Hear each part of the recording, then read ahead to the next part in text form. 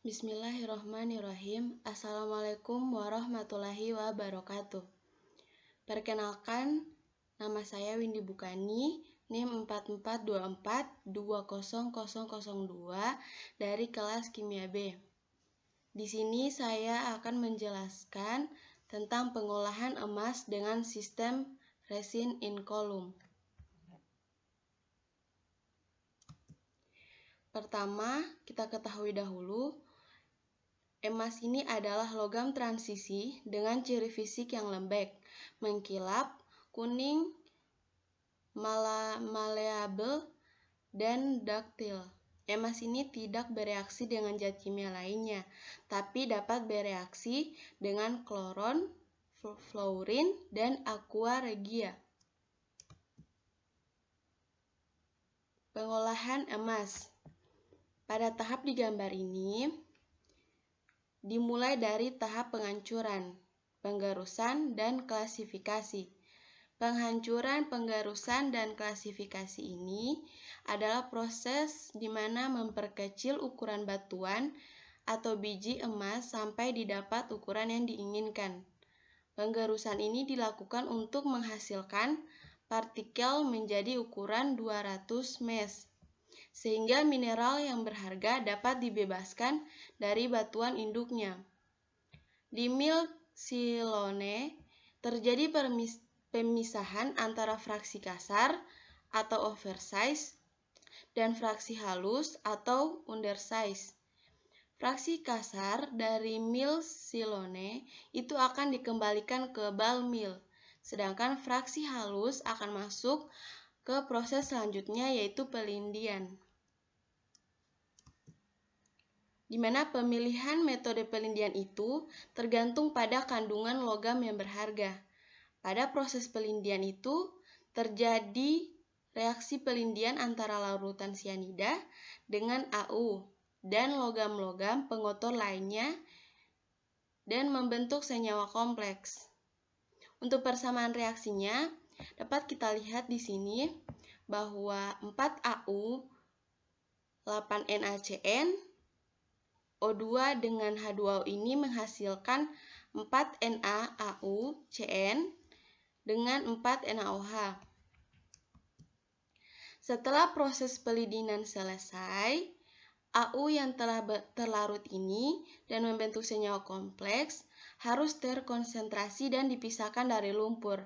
Metode yang dipakai untuk pengambilan logam AU dari lumpur ini adalah dengan menggunakan metode carbon in leach. Persamaan reaksinya yaitu 2AU CN ini dengan Ca2+, dan Ce itu menghasilkan Ca, CAuCN. Senyawa kompleks AU yang telah terabsorb ini oleh karbon aktif bersama pengotornya kemudian akan mengalami proses elusi, di mana proses elusi ini merupakan desorpsi atau pelepasan senyawa kompleks AU dari loaded karbon atau karbon aktif yang sudah mengadsorb senyawa kompleks AU yang merupakan hasil dari CIL. Produk dari penggerusan selain masuk ke dalam proses CIL juga akan masuk ke dalam proses gravity concentrated circuit atau GCC.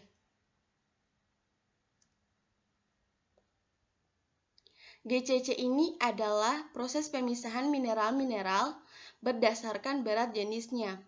Produk dari GCC ini dinamakan konsentran. Konsentran ini mengandung AU yang besar karena AU memiliki berat jenis yang besar sehingga akan terpisah dari tiling. Konsentran dari hasil Falcon Gravity ini akan masuk ke dalam inline intensive leaching reaktor atau ILR untuk mengalami proses pelindian dengan penambahan sianida NaCN dengan konsentrasi 3000 sampai 5000 ppm.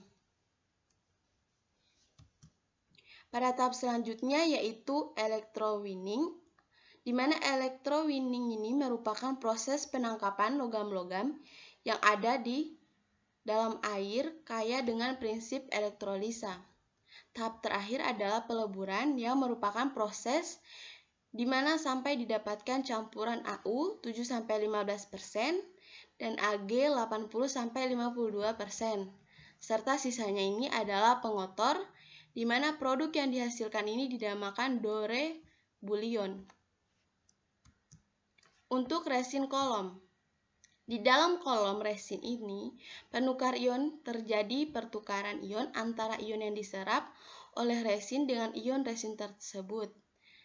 Ion yang ditukar atau CO ion dan ion resin itu counter ion. Resin kolom penukar ion selain itu juga berfungsi untuk menjaga resin agar tidak rusak.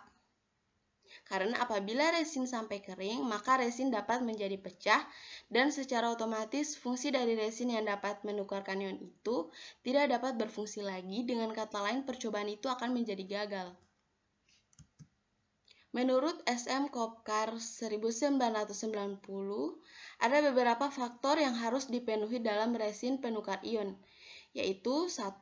Stabilitas mekanik yang tinggi, 2. Tidak larut dalam air dan pelarut yang digunakan ini, 3.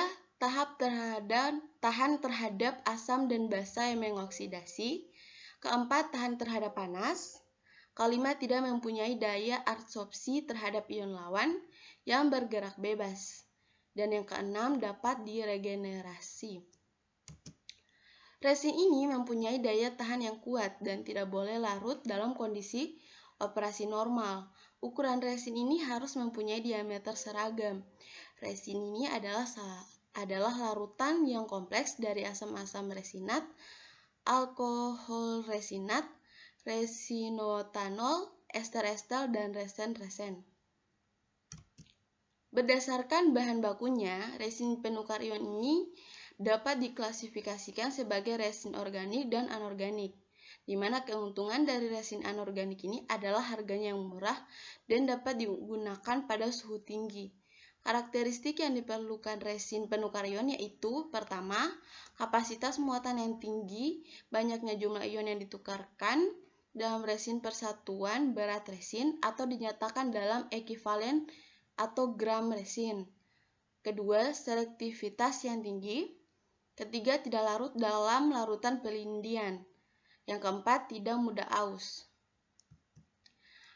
Baik, mungkin hanya itulah yang bisa saya jelaskan tentang pengolahan emas dengan sistem yang sudah saya sebutkan. Jika ada kesalahan mohon dimaafkan, lebih dan kurangnya saya mohon maaf. Wabillahi taufiq wal hidayah. Wassalamualaikum warahmatullahi wabarakatuh.